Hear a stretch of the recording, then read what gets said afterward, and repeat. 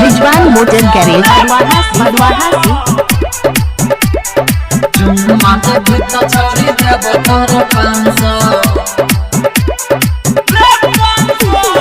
लहंगा उठा के नाच देबो छौरी 500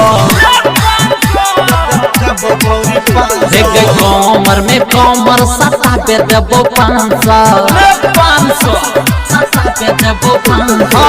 नखरा देखेबे छौरी जइबे सुने जान सा नखरा देखेबे छौरी जइबे सुने जान सा चुम्मा देबो ही तो छौरी देबो सुने 500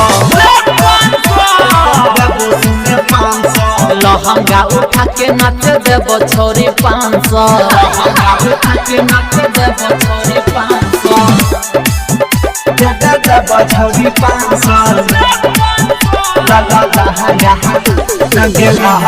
उठा के नाच देबो छौरी 500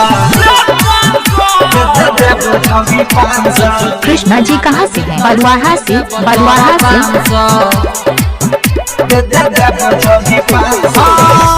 बंगाल सब बिहार छवि नाचे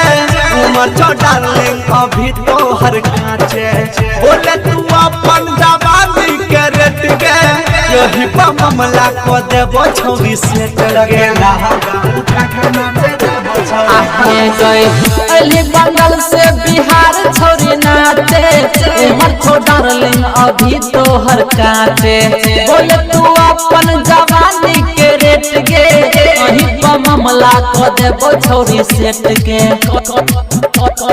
देबो छौरी सेट के संग ही में तोरा छौरी करे पर तो डांस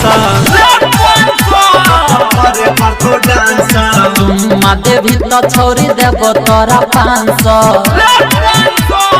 देबो तोरा 500 नखरा देखेबे छौरी जइबे सुने जान सा नखरा देखेबे छौरी जइबे सुने जान सा चुम्मा देबो ही तो देबो छौरी तोरा 500 छौरी तोरा 500 लहंगा उठा के नाच देबो छौरी 500 लहंगा उठा के नाच देबो छौरी 500 देबो छौरी 500 लहंगा उठा के नाच देबो छौरी 500 R2G की तरफ से कृष्णा जी कहाँ से हैं? भदवाहा से छौरी महाकाल के टोली मानिला बात न तो चल जाइतो गोली नाच तू कमर सटा का नमरी 500 से भर देबो चोली छौरी महाकाल के टोली मानिला बात में तो चल जाइतो गोली नाच तू कमर सटा का नमरी 500 से भर देबो झोली कृष्णा जी कहाँ से हैं? भदवाहा से गया मोदा रविंद करतो तोरा संग रोमांस हमार राज्य चुन ले तो देतो छौरी 500 हमार राज्य चुन ले तो देतो छौरी 500 नखरा देखेबे छौरी जइबे सुने जान सा नखरा देखेबे छौरी जइबे सुने जान सा चुम्मा देबो ही तो देबो छौरी तोरा 500 लहंगा उठा कृष्णा म्यूजिक को सब्सक्राइब करना ना भूलें।